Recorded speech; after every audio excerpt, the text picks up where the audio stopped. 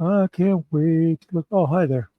Uh, so I thought I'd talk about something cheerful today. I had a thought last night I was discussing with some friends, and basically, my question to them was, what do all successful cults and dictators have in common?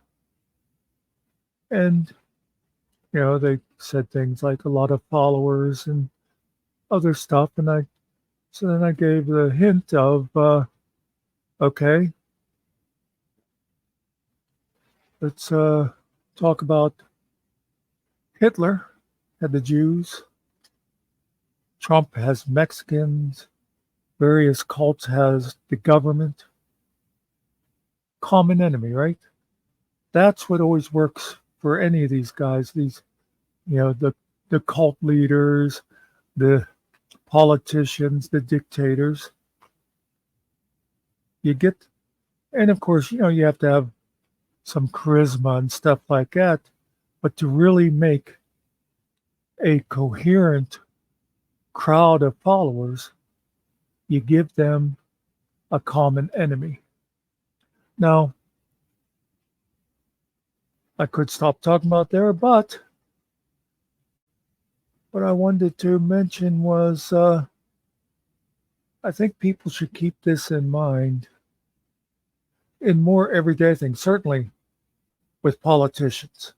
If you have a politician that's constantly talking about immigrants or, um, you know, about LGBT, that and and men using women's bathrooms, or oh, those libtards, they are putting kitty litter boxes in schoolrooms for kids who think they are animals, which, by the way, if you believe that, please get out of my gene stream. We don't need you.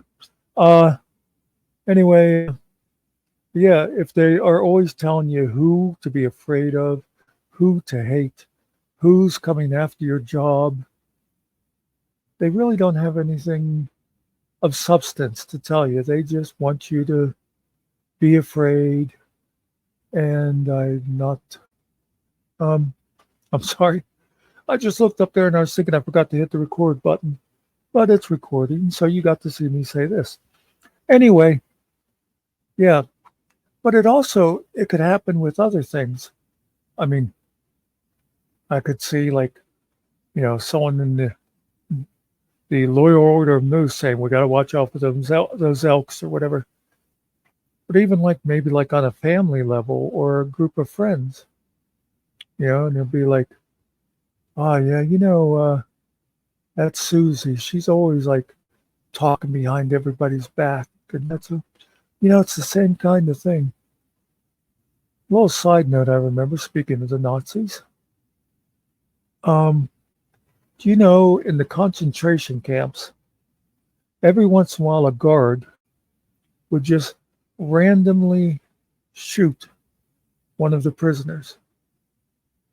He wouldn't have any reason, but what that did was all the other prisoners also had no idea what that person did.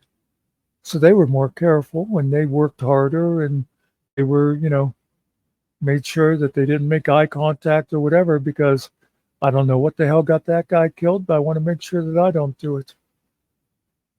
And I think sometimes you'll see that in things too, where and and it might be a thing someone doesn't even do it, knowingly, but they'll do it by just like, you know, I don't want to have anything to do with Finkel anymore, and the rest of your group of friends is like, oh, I don't know what Finkel did, but I don't want to piss him off, you know.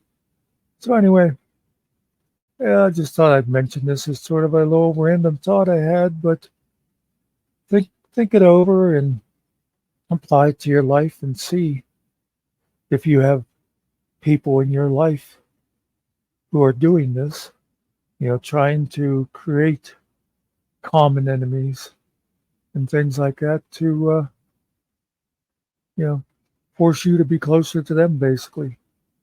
And I certainly think it happened in the workplace, you know. And again, the biggest example, the easiest to see is politics.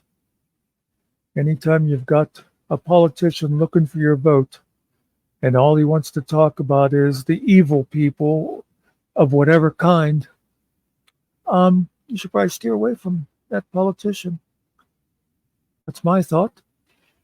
I will see you guys tomorrow with the weekly news. Peace out.